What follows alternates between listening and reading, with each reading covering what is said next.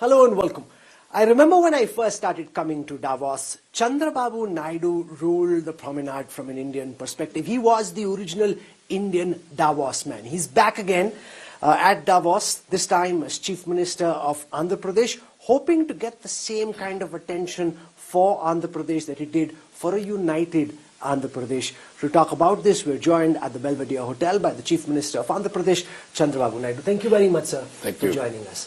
Very nice. I last remember you were here in 2018. A lot has changed in terms of politics, in terms of economics, in terms of your presence here at Davos. How has this year's Davos been for you and for brand Andhra Pradesh? No, always, as usual.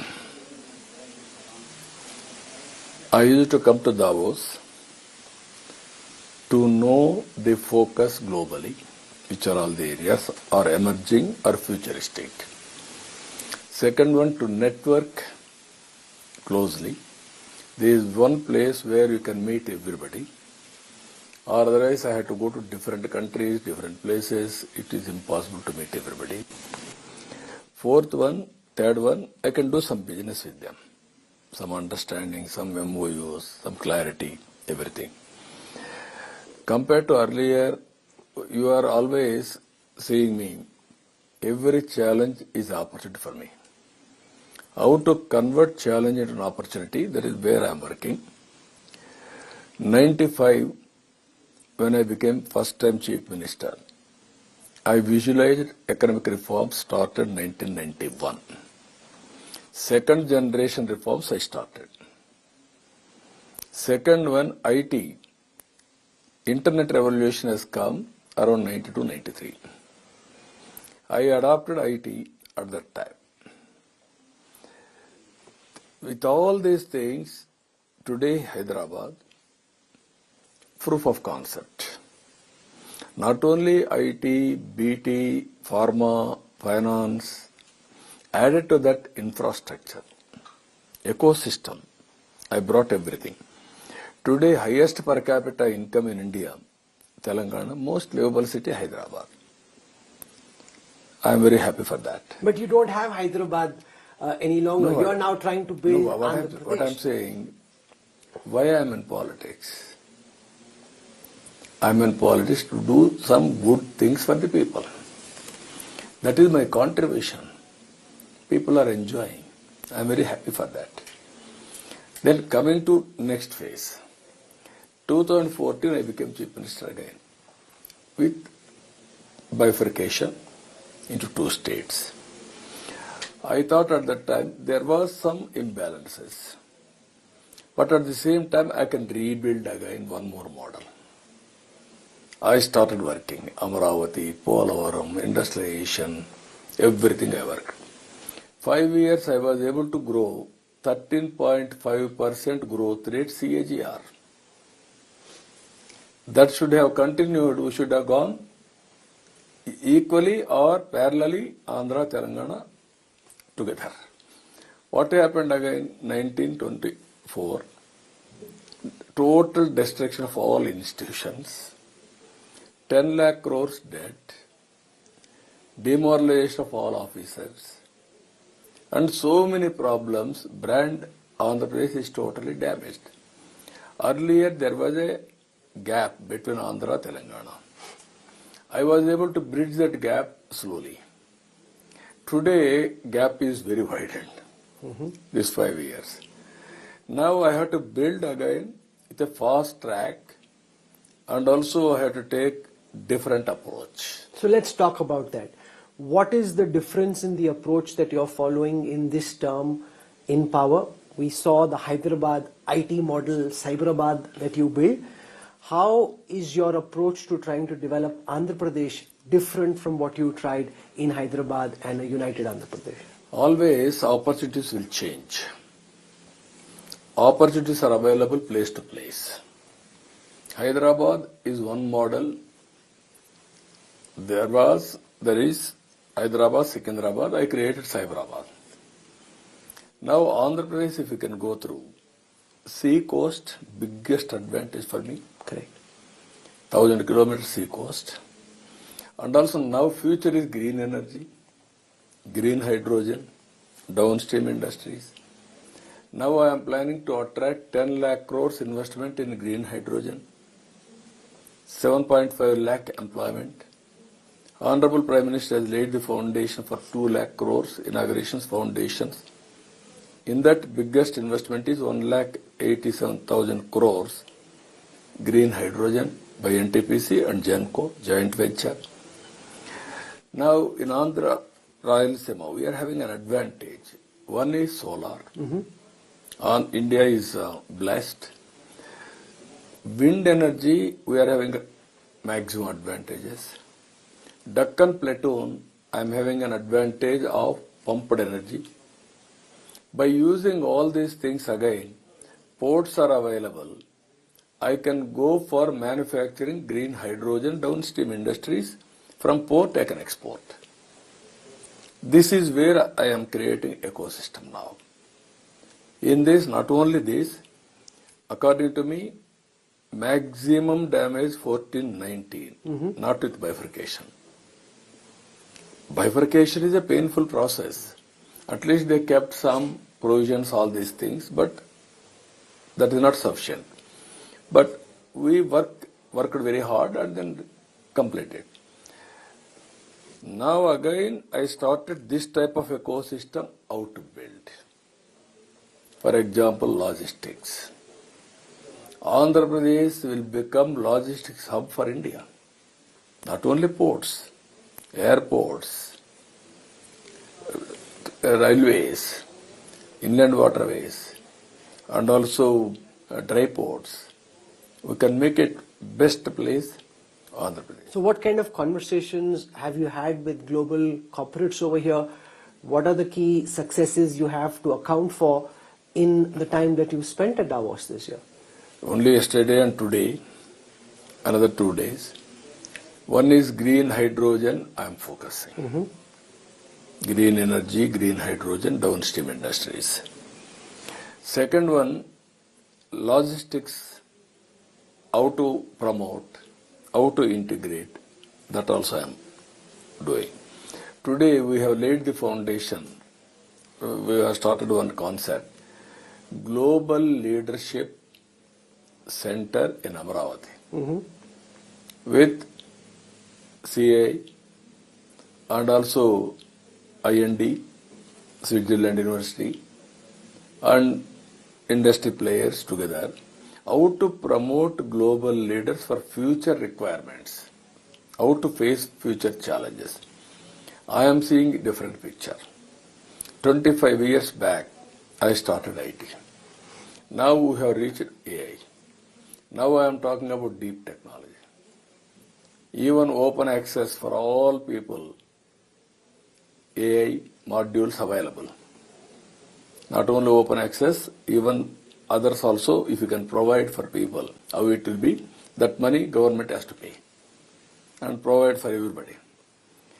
Here what I am thinking now, today, with all these things, how to integrate and grow at the rate of 15%. I have prepared vision document 2047, Swarna Andhra Pradesh.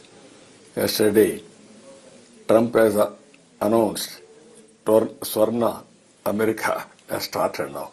It is a Swarna Yugam for all Americans. Now I am preparing Swarna Andhra Pradesh for 22 years time.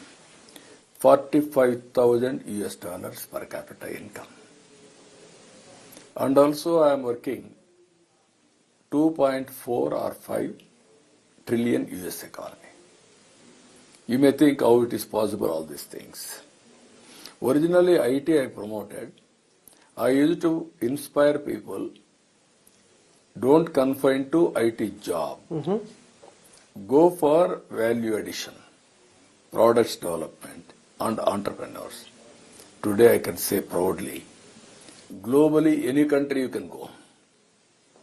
Indians are the highest per capita income earners. America, compared to America also, our people are doing double. Now I want to make Indians global leaders for future challenges how to face. So one of the concerns is, for example, you lost the last election. And when Jagan Reddy came in, he had a different set of priorities. The capital that you were trying to build ran into controversy. Now, if there are people watching, you're saying, okay, come to Amravati, we'll develop that. Honestly, no one knows what will happen 4.5 years from now when the next elections happen. And they'll say, is it safe to go? Because you do something, and politics in Andhra Pradesh has been so vengeful and there's been so much vendetta. What do you have to say to investors who wonder, is it safe to go and invest? The capital may not be fully ready 4 years from now. What if Chandrababu Naidu and the TDP loses next time? Then what happens to their investments? No, you have seen democracy, beauty of democracy. You can cheat people once, not always. That is my firm conviction. Now in Gujarat, continuously 5 times BJP is winning. Continuity in government and governance, it is giving so much of advantage for them to develop, either welfare or development, empowerment, everything. Even that is what I am promoting my people. Even Haryana 3rd time, Narendra Modi ji 3rd time, even 4th time also will come. Now because of its continuation, India is becoming more and more strong. Brand India has been promoted. Very strong brand. So with all these things, we are also working in that direction, convincing people, convincing investors, both simultaneously. Now people are realized. That's why never have seen this type of success, 93% strike rate. Never I heard about it. What it means? Misgovernance. And also vindictive politics. Now I will streamline everything. I will motivate people. I will create confidence. Already people are starting investing money. It will happen. Let's spend some time talking about competition amongst the states. You are here saying, come to Andhra Pradesh. Devendra Fadnavis is inviting investors to Maharashtra. Revanth Reddy is inviting investors to Telangana. Then there is Tamil Nadu, Maharashtra, Uttar Pradesh. They're all represented. How do you see this federal competition between Indian states and chief ministers? Why should somebody go to Andhra Pradesh and not listen to Devendra Fadnavis's pitch for Maharashtra? No, can I say one thing? Yes, sir. Today we are having so many advantages. Very strong leader at center, Narendra Modi ji. Now our brand image is so strong. He is the best visible leader for India. And also he is acceptable. In India, growth is very attractive. By 2028, according to Bloomberg Analytics, highest incremental growth will be India, not China. You are taking over China. Now India, so many states are there. Everybody has to compete. If necessary, complement. Work together, compete each other, create competitive spirit, and serve the investors, thereby serving the community in a big way. Earlier, I had a bitter experience around 97, 98. With what? With S.M. Krishna. S.M. Krishna was Chief Minister. I was Chief Minister for Andhra Pradesh. I promoted information technology. S.M. Krishna was ahead of me everywhere. Then he said, it is impossible. What is there in Andhra Pradesh? From scratch, I started. 2-3 meetings he told, there is nothing in Andhra, what is there? He is talking all visualization stories. It is not possible. After some time, he realized tough contest. Then at one stage, he told me in a public meeting in Davos, same place, so far I compete with him. Now I don't want to compete, I want to work with him and complement each other. Win-win situation for the nation. This is where competition sometimes will help us. Who's your strongest competition at this time? No, we are all colleagues. I wanted to work for the nation. I wanted to promote Telugu community in a big way. My party is Telugu Party. I want to serve them. And at the same time, nation building. Being a regional party, always we are having national outlook. That is the specialty of Telugu. Sir, I want to talk to you about the issue of succession, which is important in politics as it is in the corporate world. There's a lot of talk about how you're grooming your son Nara Lokesh to take over as chief minister and to lead your party, say, a few years from now. You have a definition of what that few years is, and what can you tell our audience about the issue of succession? So what I'm saying, any field you have seen, succession is only a myth. In business, in film industry, even in family, even in politics. There are some advantages will come, be clear. My party is 45 years party.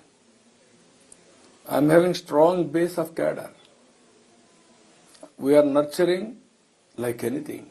Today, 1 crore base. Our membership is 1 crore. We are giving 5 lakhs for insurance.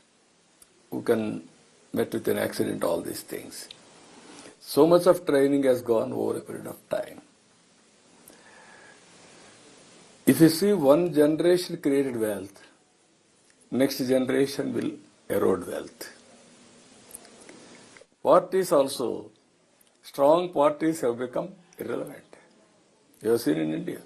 You go through, review all these things. So succession, when you are a strong leader, that will be asset for the nation, for the state, for that organization. So I don't believe all these things, but advantages will be there because of ecosystem. Mm-hmm. If they play properly, they will have that advantage to serve the people or to create wealth. Company, you can create wealth. In politics, you can serve the people. One example I'm giving you. From the beginning, right now, right from the beginning, I used to think we should not depend politics for livelihood. Mm-hmm. 33 years back, before also I have done, I started some small family business. Today, my family members are working continuously. They are happy, livelihood and employment creation. Work for them.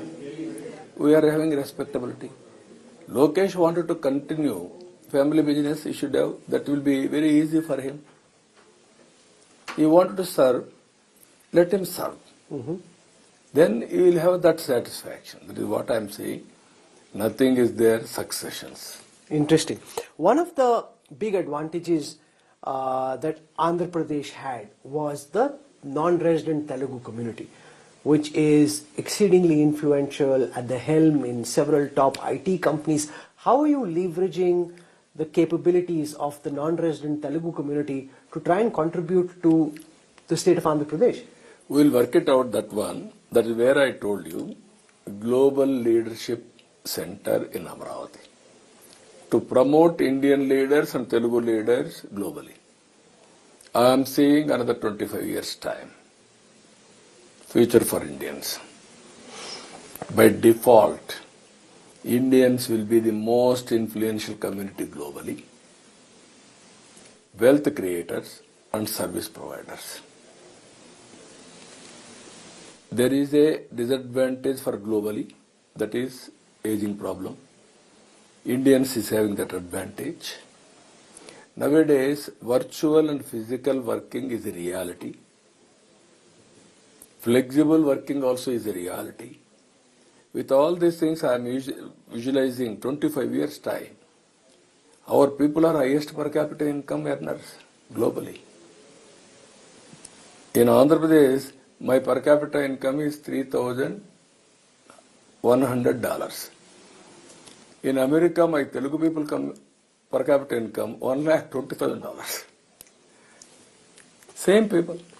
So I remember speaking to you during the campaign trail before the elections, and one of the things you'd said is, for all the corruption, misgovernance of the Jagan Reddy government, you hope to take action against Jagan Reddy, including potentially sending him to jail. now that you're settled comfortably in power, how much of a priority is that still, and where are the investigations? No, what I'm saying, any fraud will be investigated and then it will go according to law. What all I'm telling, I don't want to go for victimization of politics, but somebody will commit a mistake or commit corruption, all these things. They have to dealt according to law. That will happen. Not only me, even earlier also so many cases against him. Not only one or two people. In politics, one should be, apart from running a political parties and also elections, there are democratic norms in a democracy. According to that, it's okay. Beyond that, big looting of our resources, swindling money, that is not good for the nation. That is where I am talking always values in politics, values in personal life. If you lose values, that is not good for the community or society. That is core competency for India. I am telling you, family values are the best in the world. Even our people are most acceptable globally, Indians. Why? Always they are very amenable, they will adjust everything, and also they are truthful for their work. So one of the issues that's captured a lot of Telugu mind space has been the arrest of superstar Allu Arjun. Now that I have this opportunity of interacting with you, I wonder what you make of your Telangana counterpart's decision to go out and arrest him for the kind of charge which is because he went to a cinema hall, there was a stampede, the actor got arrested. It's led to a big debate across both states. How do you see it? No, that issue is over. From your lens, it's over. I see you're also being very careful and guarded in all your responses. Is this part of the new CBN 2.0 avatar that you're donning? You know what I'm saying? I wanted to work in a big way. I can say I am the senior most politician in India. I was CM in 95. After me only all these people. I was MLA in 78. I was always promoting technology, always reforms, pro-business, pro-poor. If you create wealth, then you can empower people.